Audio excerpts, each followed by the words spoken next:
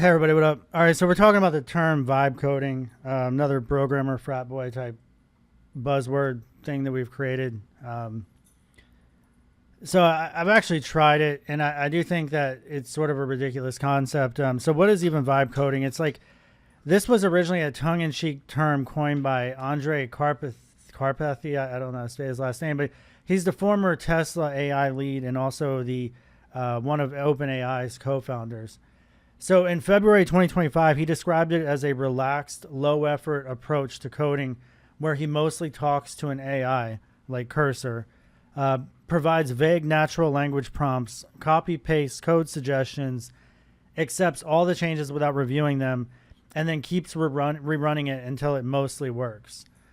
So basically, it's kind of like copying and pasting Stack Overflow to the umpth degree, right? There was always a lot of controversy back in the day when Stack Overflow was taken off, and it was like you should never just copy and paste code without knowing what it's doing. And you know that concept applies today, but what we're seeing is like what we did with Stack Overflow times 100. So here's the thing, though. The guy who coined the term actually said it's only good for weekend projects and not real coding. However, influencers, YouTubers, and then want to be like tech gurus and things, they ran with the term, and now we have an actual buzzword in the IT technology field for basically this low effort, no effort software development style. So this kind of thing definitely appeals to people that don't know how to code. So definitely, non-coders who think they can just jump in and build something. In many cases, you can vibe code yourself into a decent little project. But good luck maintaining it. And then also, if you don't understand anything, just good luck.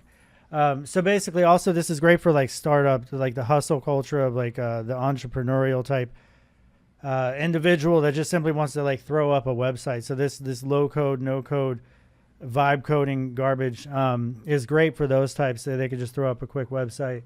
It's also great for programmers that know what they're doing and have this thing kind of coding it out. So there's just a big difference between knowing what something is doing and then not knowing it. And not knowing what it's doing and just growing with the flow is definitely vibe coding.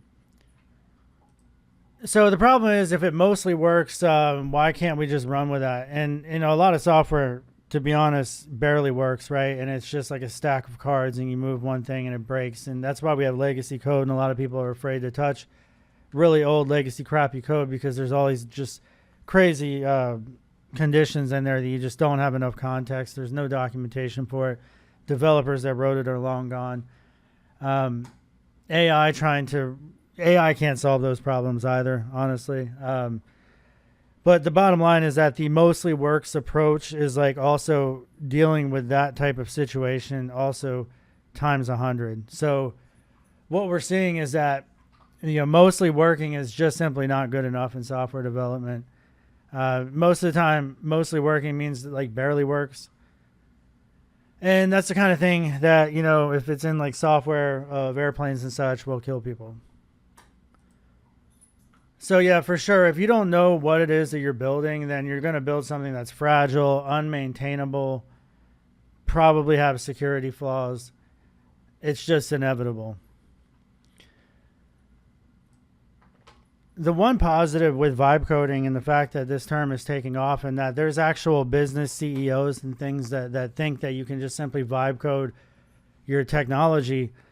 The good thing about that is that it's creating like massive amounts of tech debt, like at scale.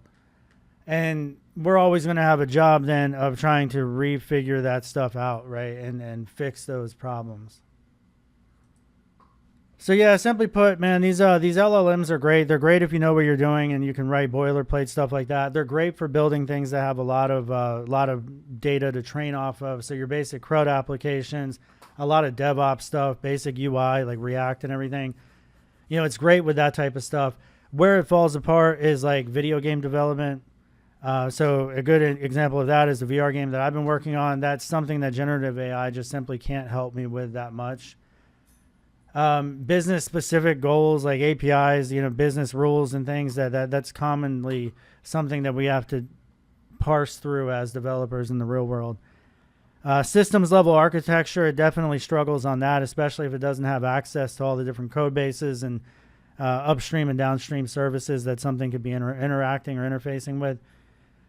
And then ultimately security practices as well. So it will sometimes definitely just like, oh, I have this bug, and they'll just like comment or remove sections of your code. I've seen that happen. Like instead of fixing the problem after it fails like 4 or 5 times, it literally will just rip it out, and it's like, oh, now it compiles again, but the shit doesn't work because you just ripped out everything. So the bottom line is that if you're going to rely on vibe coding and you actually think that it's going to be the solution to the world's problems and what we face day to day as software developers, I think you're sadly mistaken.